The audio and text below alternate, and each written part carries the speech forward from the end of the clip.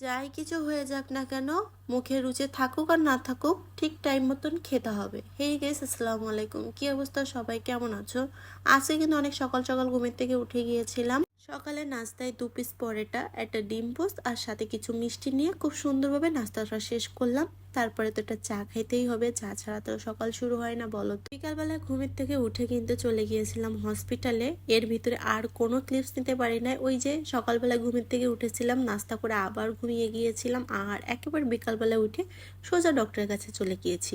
এর ভিতরে দুপুরে কিছুই খাওয়া হয়নি, এই জন্য কিন্তু ডক্টরটা দেখিয়ে আগে নাস্তা করে নিলাম। হসপিটালে যে ক্যান্টিনটা ছিল ওখান থেকেই কিন্তু কিছু খাবার অর্ডার করলাম, বাট ওখানে যে এত পরিমাণ ভিড় ছিল, এই কয়টা খাবার নিতে গিয়ে আগে পেমেন্ট করতে হবে, দেন লাইনে দাঁড়াইতে হবে, তারপরে খাবার নিতে হবে। অতিষ্ঠ হয়ে গিয়েছিলাম আমি।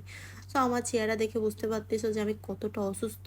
আমার খাবার দেখে আবার কেউ প্লিজ লোভ দিও না। তোমরা হয়তো বলতে পারো যে আপু আপনি এত খেতে পারেন, এত খেতে পারেন, ভাই কি করব বলো। আল্লাহ তাল্লাহ মুখের রুচি তো সবাইরে দেয় না। আলহামদুলিল্লাহ, আল্লাহ তাল্লাহ আমার মুখের রুচি অনেক বেশি ভালো দিয়েছে। তারপরে কিন্তু ডক্টর দেখিয়ে বাসায় এসে খুব সুন্দরভাবে ফ্রেশ ট্রেশ হয়ে তারপরে রান্নাটা করতে চলে আসলাম, কারণ সারাদিন আর কোনো রান্না বান্না হয়নি।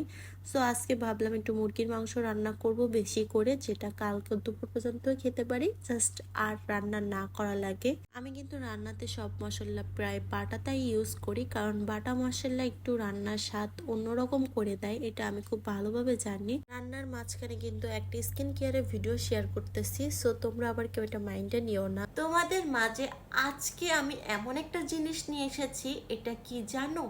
নাইট ক্রিম জগতের রানী। এটা ইউজ করার পরে তুমি 1 থেকে 3 দিনের ভিতরে রেজাল্ট পাবা। যদি রেজাল্ট না পাও, আমি তোমাকে মানি ব্যাক করে দিব। এটা এতটা ভালো কাজ করে, আমি ইউজ করার পরে আমার মুখটা এত সুন্দর হয়ে গেছে, পুরো গ্লাস স্কিন হয়ে গেছে। তোমরা ক্রিমটা দেখতে পাচ্ছ, কত বড় একটা ক্রিম। আর এটা ইউজ করলে তুমি একেবারে পার্মানেন্ট ফর্সা হয়ে যাবা।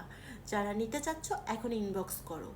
সব কিছুর পাশাপাশি কিন্তু নিজের স্কিনটাও সুন্দর রাখতে হবে, এটাই সবচেয়ে বড় কথা। সো দেখতে পাচ্ছ গাইজ, আমার রান্নাটা কিন্তু হয়ে গেছে। সো যারা এই ক্রিমটা অর্ডার করতে চাও এখনই কিন্তু ইনবক্স করবা। আর এখানে পাশাপাশি কিন্তু আমি একটু তিতা ভাজি করতেছিলাম, করলা আর আলু দিয়ে। এত পরিমাণ গরম পড়তেছে যে এই গরমের ভিতরে কিছুই খেতে ভালো লাগে না। সো এর পাশাপাশি শুধু মাংস হলে তো আর খাওয়া হবে না, এই জন্য একটু তিতা ভাজি করে নিলাম। আর পাশাপাশি দেখতে পাচ্ছ একটু দুধ জাল দিচ্ছিলাম, কারণ ডক্টর বলেছে শরীরে একটু পুষ্টির দরকার, ঠিক মতন দুধ আর ডিম খেতে বলেছে, বাট ডিম সিদ্ধ আমি খেতে পারি না। প্লিজ সব আমার জন্য দোয়া করবা যাতে তাড়াতাড়ি সুস্থ হয়ে যেতে পারি এবং তোমাদের মাঝে নতুন নতুন ভিডিও নিয়ে আবারও চলে আসতে পারি। আর সব কথার এক কথা, একটু ক্যামেরার সামনে তো আমি ভাবসাব করবোই, কারণ আমি এখানে দুধ খাচ্ছিলাম, দুধ খাওয়ার পাশাপাশি বসে বসে দেখতেছিলাম যে আমার গেঞ্জির সাথে আমার মগটা খুব সুন্দরভাবে ম্যাচিং হয়ে গেছে, তাই কিন্তু একটু ক্যামেরার সামনে বসে বসে ভাব নিচ্ছিলাম। যাই হোক গাইজ, আমার জন্য তোমরা সবাই দোয়া করবা। আর এখনো পর্যন্ত যারা আমার পেজটা ফলো করেনি, তাড়াতাড়ি লাভ লাইক দিয়ে তাড়াতাড়ি ফলো দিয়ে দাও। আর নতুন নতুন ভিডিওর জন্য সবাই ওয়েট করে থাকো। আল্লাহ হাফিজ গাইজ।